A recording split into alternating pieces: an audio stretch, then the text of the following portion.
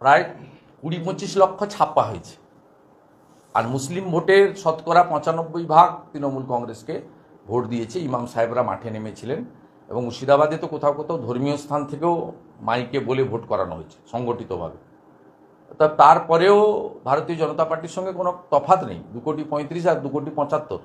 আর এই যে গ্যাপটা আছে মাঝখানে, এই গ্যাপের মধ্যে শুধু ডায়মন্ড হারবারেই ছাপ্পা দেওয়া হয়েছে 10 লক্ষের বেশি ভোট, কেশপুরে ছাপ্পা দেওয়া হয়েছে 1.5 লক্ষের বেশি ভোট, ক্যানিং পূর্ব, ক্যানিং পশ্চিম, ভাঙড়ে অন্তত 3 লক্ষ ভোট ছাপ্পা মারা হয়েছে। এরকম গোটা রাজ্যে হিসাব করলে যে অন্তত 25 লক্ষ ভোট ছাপ্পা দেওয়া হয়েছে, অন্তত 15 থেকে 20 লক্ষ হিন্দু ভোটারকে ভোট দিতে দেওয়া হয়নি, আটকে দেওয়া হয়েছে। এই অসংখ্য গ্রাম আছে, আপনি যদি কালকে ক্যামেরা নিয়ে যান গ্রামের লোক বলে দেবে যে আমরা ভোট দিতে পারিনি। অর্থাৎ স্বাভাবিকভাবে সামগ্রিকভাবে ভোটের সংখ্যার নিরিখে, ভোটের পার্সেন্টেজের নিরিখে খুব একটা তফাৎ তৃণমূল কংগ্রেসের সঙ্গে নেই। আমি আবারও বলি, এই 12টা যদি 21 হতো নিশ্চিতভাবে সব বিজেপি কর্মীরা খুশি হতো। সেই জায়গাটা ছিল আরামবাগ থেকে শুরু করে, মেদিনীপুর থেকে শুরু করে, আপনার বাঁকুড়া থেকে শুরু করে, কোচবিহার থেকে শুরু করে, এই আসনগুলোর ফল যদি দেখেন 2%-এর কম হেরফের হয়েছে। এরপরে যদি বিধানসভা ভিত্তিক হিসাব করেন, 90টা বিধানসভাতে ক্লিয়ার লিড আছে বিজেপির, আরও 15টা বিধানসভাতে 2000-এর কম মার্জিনে বিজেপি হেরেছে। 146টা বিধানসভা থেকে বিজেপি 40% ভোট পেয়েছে, তৃণমূল কংগ্রেস 42%-এরও কম পেয়েছে, মানে 1.5%-এর ডিফারেন্স রয়েছে 146 অ্যাসেম্বলিতে। এত কাণ্ড করার পরে আপনার প্রতিবেশী বিধানসভার যিনি বিধায়ক সোহম চক্রবর্তী, অভিনেতা হিসেবে তিনি খ্যাতি অর্জন করেছিলেন, বিধায়ক হিসেবে করেছিলেন, এখন নিউ টাউনে তিনি অত্যন্ত গরিত অপরাধ করেছে। গরিত অপরাধ করেছে, জামিন অযোগ্য ধারায় গ্রেপ্তার করা উচিত, কারণ তর্কাতর্কি ঠেলাঠেলি পর্যায়ে যায়নি। এটাকে আপনার যেটাকে বলে সিম্পল ইঞ্জুরি বলা যায় না, যেভাবে মেরেছেন লোকটাকে, এটা ওর লোকটার মৃত্যু হতে পারত। It's a attempt to murder, 307 লাগানোর মতো কেস, এবং এর উইটনেস দরকার নেই, একদম ভিডিও ফুটেজে ক্লিয়ার আছে। পুলিশ তো করবে, পুলিশই তো তৃণমূলকে এখানে রেখেছে। আমার হয়ে গেছে ভাই, আমার আরেকটা মিটিং আছে, একটা ইনফরমেশন শুধু দিয়ে দিই। আমরা কয়েকটা ইলেকশন পিটিশন করছি, আমি বলেছিলাম আপনাদের বুধবার দিন জানাবো, আজকে বুধবার জানিয়ে দিচ্ছি। আমরা আগামী সপ্তাহে সোমবার কোর্ট বন্ধ আছে, মঙ্গল বুধবারই ফাইল করছি। হিরণময় চট্টোপাধ্যায় ঘাটালে তিনি ইলেকশন পিটিশন করছেন 1951 সালে পিপুলস অ্যাক্ট দিয়ে। ওই ওনার কেশপুর এবং সবঙ্গের উনি প্রচুর তথ্য রিপোর্ট ইত্যাদি দিয়ে ইলেকশন পিটিশন করছেন, এবং তৃণমূল শুনে রাখুন, এই ইলেকশন পিটিশনটা 4-5 বছর ধরে ঝুলবে না, 6 মাসের মধ্যে যাতে ডিসপোজ অফ হয় সেই ব্যবস্থা আমরা করছি। রেখা পাত্র মহোদয়া করছেন ইলেকশন পিটিশন, কারণ যে আইনে দেবাশিস ধরের নমিনেশন বাতিল করেছেন সেই একই আইনে হাজি নুরুলের বাতিল হওয়ার কথা। আমরা প্রপারলি অবজেকশন দিয়েছি, অবজেকশন ওভাররুল করা হয়েছে, এন্টারটেন করা হয়নি। তাই হাজি নুরুলের নমিনেশন বাতিল করার জন্য আমরা রেখা পাত্র মহোদয়া করছেন। অভিজিৎ দাস ববি ডায়মন্ড হারবার, তিনিও সিসিটিভি ওয়েবকাস্টিং সিসিটিভি ফুটেজ তার সেন্ট্রাল ফরেন্সিক ল্যাবে তদন্ত, এবং তদন্ত রিপোর্ট যদি পক্ষে আসে এন্টায়ার ইলেকশন প্রসেস বাতিল করে সিবিআই ইনভেস্টিগেশন করার জন্য তিনি ইলেকশন পিটিশন করছেন। আর ইলেকশন পিটিশন করছেন ডাক্তার অশোক কান্ডারি। এই 4টা ইলেকশন পিটিশন মঙ্গল বুধবার দিনই কলকাতা হাইকোর্টে ফাইল করার সিদ্ধান্ত হয়েছে। এক্ষুনি আমি প্রার্থীদের সঙ্গে মিটিং করেছি। সাথে সাথে আরেকটা বিষয় আমাদের নোটিশে এসছে, আমি শনিবার দিন কোচবিহার যাব, ফিরে এসে আপনাদের তথ্য আরও দিতে পারবো। 18 রাউন্ড পর্যন্ত মাননীয় নিশীথ প্রামাণিক এগিয়েছিলেন, 19-20 রাউন্ডে তাকে হারিয়ে দেওয়া হয়েছে।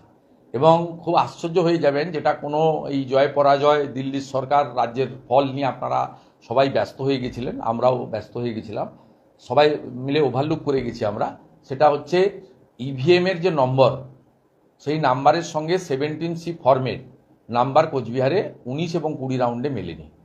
এবং এর জন্য যারা প্রতিবাদ করেছিলেন, ভারতীয় জনতা পার্টি 2জন গণনা এজেন্টকে হলের মধ্য থেকে গণনা শেষ হওয়ার আগে জেলা শাসকের নির্দেশে পুলিশ গ্রেপ্তার করে। তারা 5 দিন জেল খেটে গত পরশুদিন বেল পেয়েছেন। আমরা কোচবিহারের বিষয়টাও খোঁজ খবর নিচ্ছি, যেহেতু 30 দিনের মধ্যে ইলেকশন পিটিশন করতে হয়, আমাদের হাতে কিছুটা সময় আছে। আপাতত 4টি ইলেকশন পিটিশন মঙ্গল বুধবারের মধ্যে হাইকোর্টে হচ্ছে। আর কোচবিহারের ব্যাপারেও আমরা যে তথ্যগুলো পেয়েছি, এই তথ্যের সমর্থনে কাগজপত্র ডকুমেন্ট জোগাড় করে সেটা নিয়েও আমরা যাব। ইভিএমের নাম্বারের সঙ্গে প্রিজাইডিং অফিসারের দেওয়া 17C ফর্মের নাম্বার বহু ইভিএমে কোচবিহারে মেলেনি। এটা রাজ্যের হয়তো অন্য জায়গায় হয়েছে, তাই এটা নিয়ে আমরা এবং প্রতিবাদকারী গণনা এজেন্টকে গণনা কেন্দ্র থেকে জেলা শাসকের নির্দেশে পুলিশ গ্রেপ্তার করেছে হল থেকে বিফোর কাউন্টিং। এটা করতে পারেন না। যাদের গ্রেপ্তার করেছে তাদের পরিবার তাদেরকে দিয়ে রিটও করাবো কলকাতা হাইকোর্টে, এবং ইলেকশন পিটিশনের জন্য নিশীথ প্রামাণিক মহোদয়কে আমি বলেছি, তিনি যদি মনে করেন তিনিও এগোবেন, আর বাকিটা আমি শনিবার গেলে ওখানে কথা বলবো। অশোক কান্ডারির অভিযোগ কি? অশোক কান্ডারির অভিযোগও সেম, সিসিটিভি ফুটেজ, ওয়েবকাস্টিং, এবং একই ব্যক্তি ভোট দিয়েছেন, এবং যেখানে থাম্ব ইমপ্রেশন নেওয়া হয়েছে ওই সিগনেচার বা থাম্ব ইমপ্রেশনকে ফরেন্সিক করার জন্য তিনি চেয়েছেন। কারণ ক্যানিং পূর্ব পশ্চিমে ক্যানিংয়ে ব্যাপকভাবে জাল ভোট দেওয়া হয়েছে, ব্যাপকভাবে 1,70,000 60,000 করে এক একটা সিটে লিড হয়েছে। বাসন্তীর বড় অংশে করেছে। 4টে কেন্দ্রে আমরা আজ কাগজ রেডি করে ফেলেছি উইথ ডকুমেন্ট। মমতা ব্যানার্জি যেমন আমার বিরুদ্ধে কেস করেছেন কোনো ডকুমেন্ট ছাড়া, 3.5 বছর হয়ে গেছে, কোনো ডকুমেন্ট নেই, তিনি কানে শুনে করে দিয়েছেন। আমরা সব ডকুমেন্ট, ভিডিও ফুটেজ, তথ্য দিয়ে করেছি, এবং প্রিজাইডিং অফিসাররাও অনেকে কমপ্লেন লিখে দিয়ে গেছেন, যা যা হয়েছে তারা দেখেছেন। আর আমাদের ডায়মন্ড হারবারে এবং কেশপুরে আমরা প্রচুর ভিডিও ফুটেজ পেয়েছি। আর রেখাপাত্রর ইস্যুটা তো কোনো বিষয়ই নয়, কারণ সেটা আইনে পরিষ্কার লেখা আছে যে before submit of the nomination NOC দিতে হবে।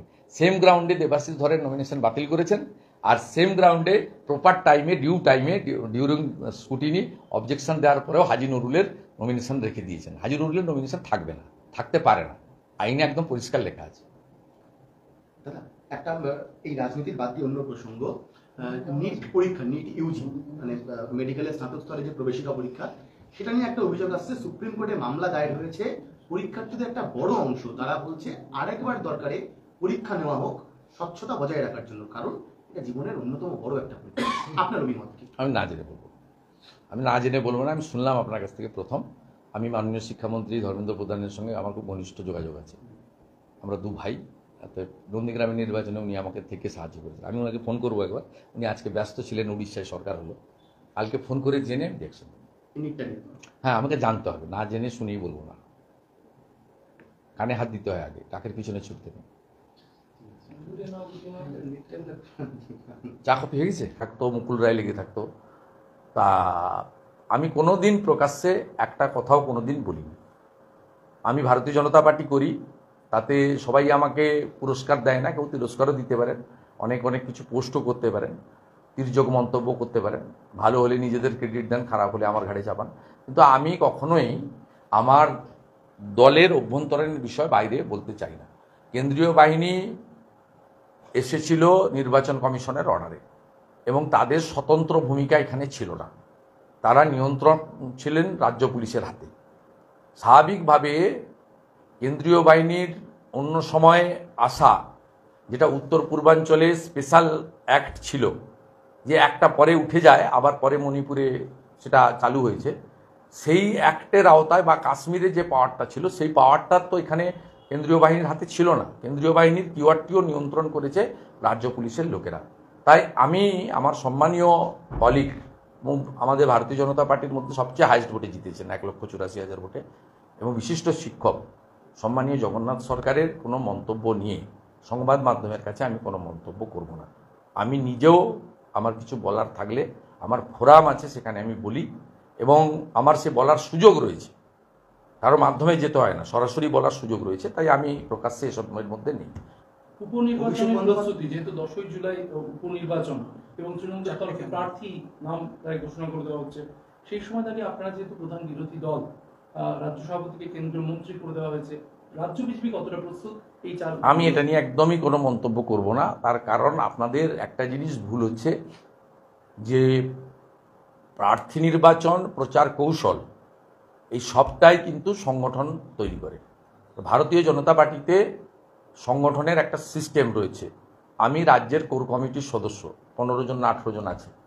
সেই কোর কমিটির মিটিংয়ে যদি ডাকে, সেখানে যদি আমাকে কিছু বলতে বলা হয়, বা আমি মনে করি যে বলবো বা সাইলেন্ট থাকবো, অনেক সময় সাইলেন্ট থাকি, আর অনেক সময় বলার যদি প্রয়োজন মনে করে বলি, আবার জিজ্ঞেস করলেও নির্বাক থাকি না, উত্তর দেওয়ার চেষ্টা করি, তা সেখানেই বলবো। কিন্তু আমি এটা নিয়ে সামগ্রিকভাবে পার্টিকে প্রতিনিধিত্ব করি না, সংগঠন করে। এটা নিয়ে জানতে গেলে আমাদের প্রধান মুখপাত্র শ্রমিক ভট্টাচার্যের কাছ থেকে জানতে হবে, যিনি প্রত্যেক দিন সাংবাদিকদের সামনে থাকেন। এটা নিয়ে জানতে গেলে কনসার্নিং জেলার যারা সভাপতিরা রয়েছেন তাদের কাছ থেকে জানতে হবে। আমার কাছে এবারে আমার রোলটা কি হবে, 4 জায়গায় প্রার্থী হওয়ার পরে পার্টির স্টেট অফিস থেকে প্রচারের জন্য যদি আমাকে বলে, আমি আমার নিজের গাড়িতে, আমি তো সরকারি গাড়ি চড়ি না, আর পার্টি থেকেও তেল নিই না, আমি নিজে তেল ভরে আমার বাড়ির পয়সায়, পেট্রোল পাম্পটা আছে, কয়েক লক্ষ টাকা রোজগার আছে, বৈধ রোজগার, সেই তেল ঢুকিয়ে আমি যাবো। আর যদি রায়গঞ্জে প্রচারে যেতে হয় ফিরতে পারবো না, ওখানে থাকতে হবে, তাহলে মালদাতে হোটেল ভাড়াটাও আমি নিজে পেমেন্ট করে থাকবো। এবং যেখানে যেখানে আমাকে প্রচার করতে বলা হয় আমি সেখানে প্রচারে যাই। সংগঠিত করার কাজটা আমার নয়, কেবলমাত্র আমার জেলাতে পার্টির সংগঠনের লোকেরা তারা রাজ্যের নির্দেশিকাও যেমন পালন করেন, আমার পরামর্শটাও মেনে চলেন। এর বাইরে সাংগঠনিক ব্যাপারে আমি কোনোদিন হস্তক্ষেপ করি না, ভবিষ্যতেও করার কোনো ইচ্ছা নেই। অভিষেক বন্দ্যোপাধ্যায় সাময়িকভাবে রাজনীতি থেকে বিরতি নিয়েছেন। অনেকে বলছেন মানিকতলার উপনির্বাচনের প্রার্থী কে হবেন তা নিয়ে দ্বন্দ্ব মমতা বন্দ্যোপাধ্যায়ের সঙ্গে।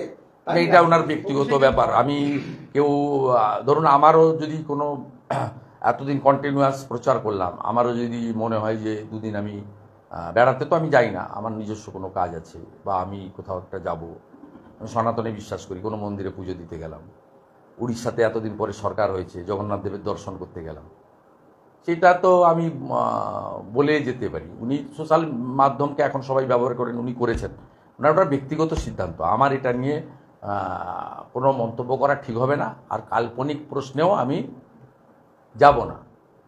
আমাকে যা বলতে হবে সবটাই আন্দাজ করে বলা উচিত না। ওনাদের মধ্যে কি হচ্ছে, কেন তিনি বিশ্রাম, মানে লাগাতার প্রচার হয়তো করেছেন, ভোট সামলেছেন, তার জন্য উনি যাচ্ছেন, না ওনার চোখে একটা সমস্যা আছে সেটার জন্য চিকিৎসার জন্য যাচ্ছেন, না কিছুটা বিরতি নিচ্ছেন, আবার নতুন করে ভাববেন, না অন্য কিছু, এগুলো যুক্তাই আমি বলি না কেন, এটা আন্দাজে বলা হবে। এর কোনো প্রামাণ্য যুক্তি আমার কাছে থাকবে না, তাই কারো ব্যক্তিগত বিষয়ে মন্তব্য করা ঠিক। সুনীলবাবু, যে কথা বলছেন যে কলকাতার বিভিন্ন আবাসনে কোথাও দেখা গেছিল অটো মিছিল, কোথাও দেখা গেছিল আবর্জনা ফেলে দেওয়া হচ্ছিল গেটে, মুখ্যমন্ত্রীর নির্দেশে ক্ষমা চাইলেন কাউন্সিলর, অটো নিয়ে আবাসনের ভেতর বিজয় মিছিল করা। এই যে একবার বিজয় মিছিল করা হলো অটো নিয়ে আবাসনের মধ্যে, এবার আবার মুখ্যমন্ত্রীর নির্দেশে ক্ষমা চাওয়া হলো, কিভাবে দেখছেন এটা? না, এটা মুখ্যমন্ত্রীর প্রশ্রয় হয়েছে, কারণ মুখ্যমন্ত্রী এই কালচারটা 2013 সাল থেকে শুরু করেন। 11 সালে মুখ্যমন্ত্রীর ভূমিকা যথেষ্ট ইতিবাচক ছিল, আমি ওনার সহযোগী ছিলাম, আমি প্রচারক ছিলাম। 2011 সালে মাননীয় মুখ্যমন্ত্রীর পরে সবচেয়ে বেশি সভা আমি করেছিলাম 11 সালের বিধানসভা ভোটে। আমি সেই সময়ে মাননীয় মুখ্যমন্ত্রীকে পরিষ্কার, আমি মহাকরণে তখন তিনি বসতেন, বলতে শুনেছি, এবং আমাদেরকেও তিনি বলেছেন যে একটা বড় অংশের মানুষ বামফ্রন্টকে ভোট দিয়েছে, তাদেরকে আমাদের পক্ষে আনতে হবে। তাই আমরা যেটা বলেছি, বদলা নয় বদল চাই, সেটা করতে হবে।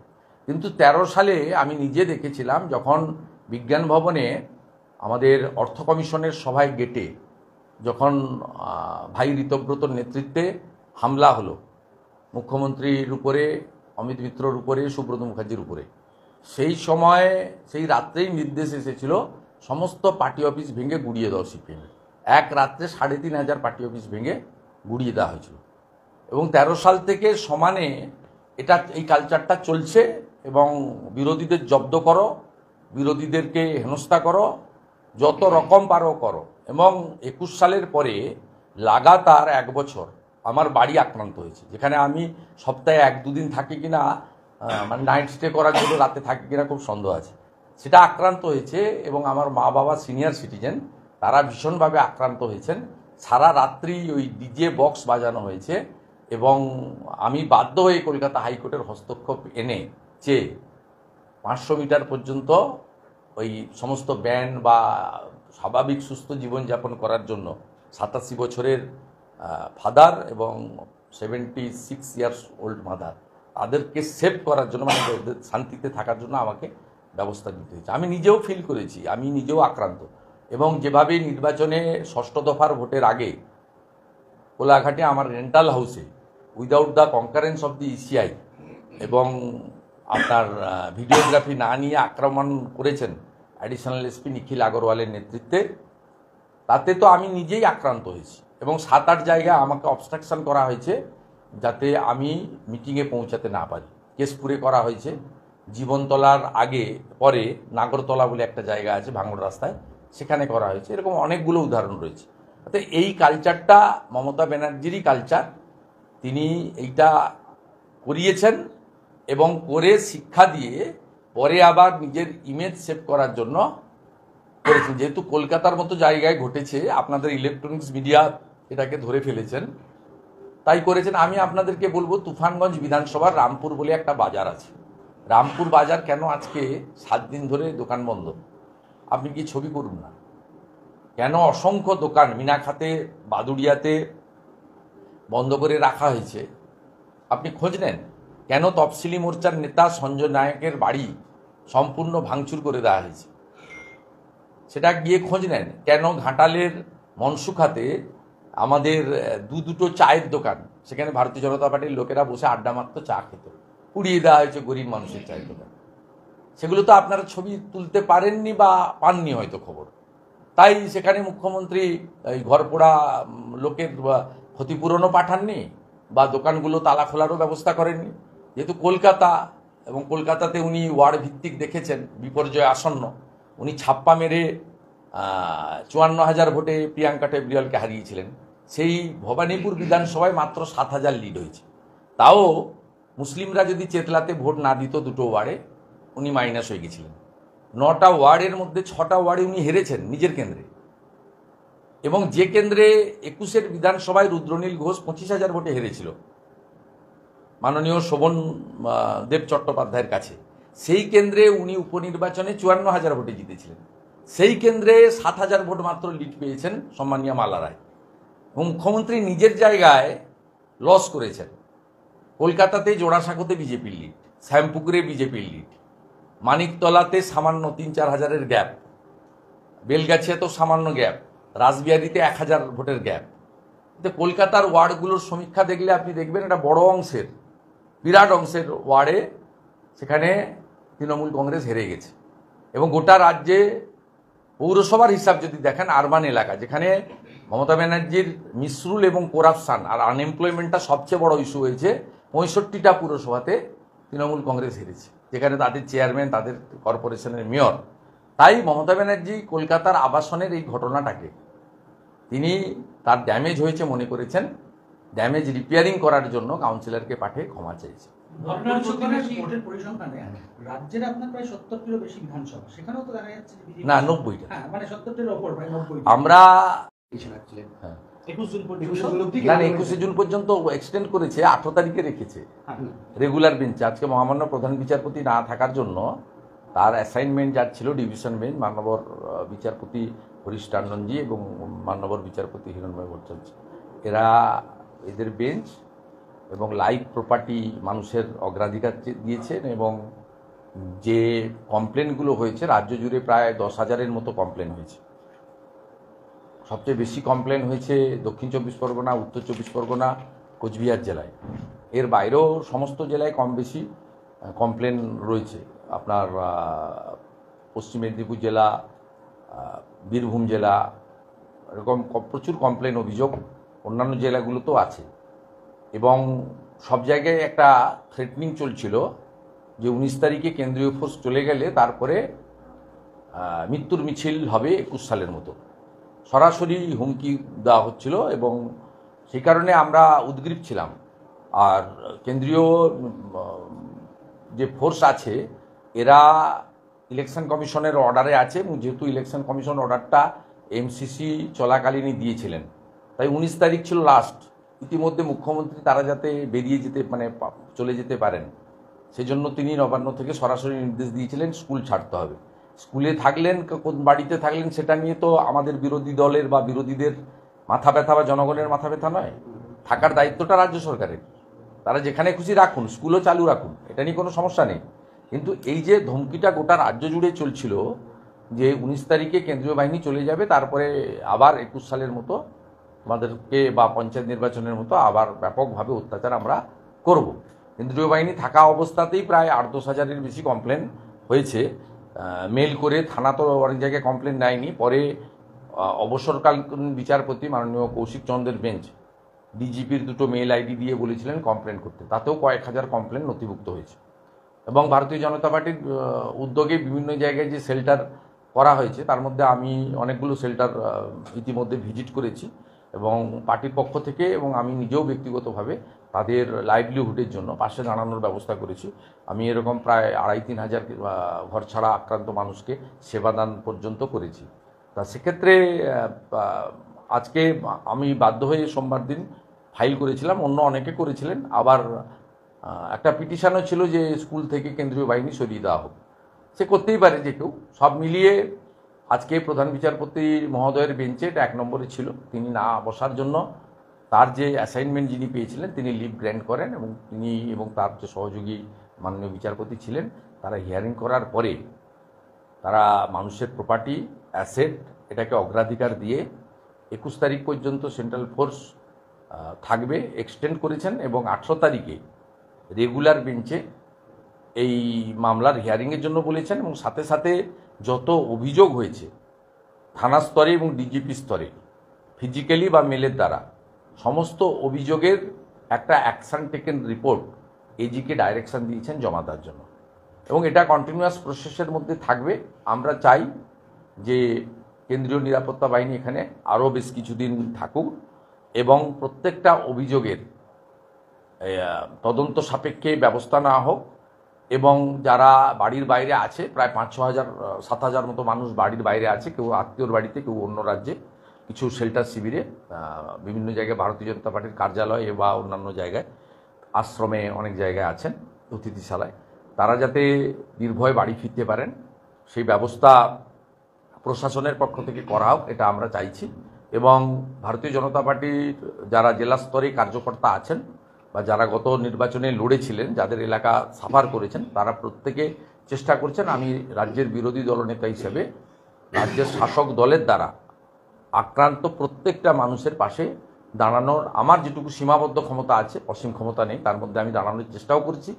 আমি তাদের এলাকা পর্যবেক্ষণও করেছি, লিগ্যাল ব্যাটলও করেছি। ভবিষ্যতে সাংবিধানিক দায়িত্বে যারা আছেন তাদের কাছে নিয়েও আমি আক্রান্ত মানুষজনকে নিয়ে পৌঁছানোর চেষ্টা করব। 21-এর যে বিধানসভা, সেই একই কায়দায় তো দেখা যাচ্ছে, সেম পোস্টপল ভায়োলেন্স। এবারে কায়দাটা একটু অন্যরকম। 21-এ 57 ডেথ হয়েছিল, এবারে ডেথ নেই, ইনজোর্ড প্রচুর, কিন্তু এবারে যেটা ভয়ঙ্করভাবে করা হয়েছে, বাজারে দোকানগুলো বন্ধ রাখা হয়েছে।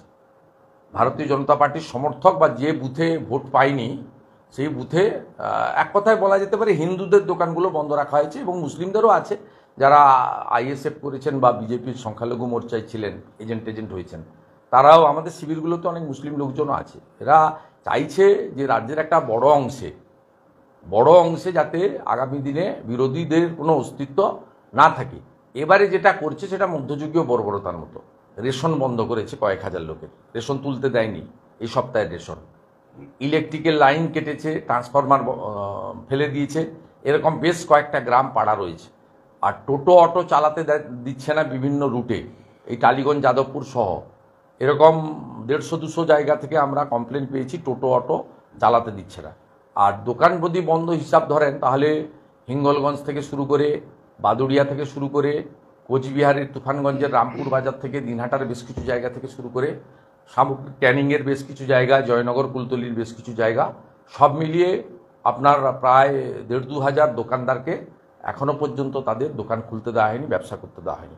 এবং এই ঘটনা এই বিধাননগরে আমি বসে আছি, এর পাশেই ভাঙড়ের চন্দনেশ্বরে, এটা কলকাতা পুলিশের আওতাধীন, সেখানে এমনকি একজন কুয়াক ডাক্তারের তার ডিসপেন্সারি বন্ধ করা হয়েছে, তার ওষুধ দোকানও পর্যন্ত বন্ধ করে রাখা হয়েছে। বলছি, মানিকতলা বিধানসভার উপনির্বাচনে মমতা বন্দ্যোপাধ্যায় নবান্নে বসে প্রার্থী ঘোষণা করলেন।